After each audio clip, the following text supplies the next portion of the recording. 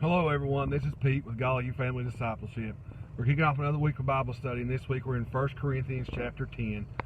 We want to encourage you to read this chapter every day, discuss it with your family, discuss it with your friends, get a good conversation going, and ultimately dig deep and learn a lot from this scripture. It's a very good chapter.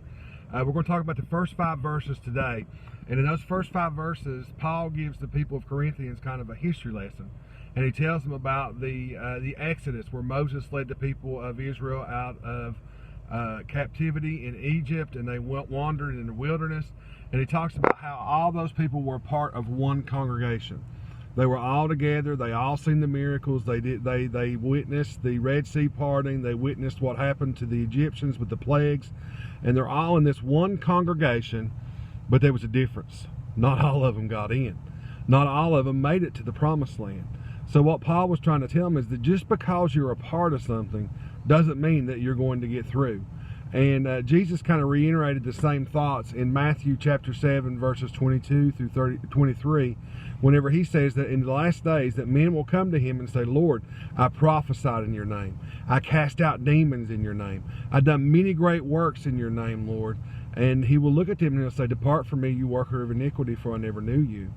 So just because you go to church, just because you're considered a member of a church, just because you have fellowship with other believers or with believers, doesn't mean that you're going to make it into the kingdom of heaven. What you have to ensure is that you have a personal relationship with Jesus Christ, that you know him, that on a daily basis you speak with him. On a daily basis he speaks with you, that you are continually working to keep his commandments, because Jesus said, if you love me, you will keep my commandments. So that's why every day we encourage you guys. We want you to wake up and have encounters with God. Every day seek to have encounters with Jesus Christ.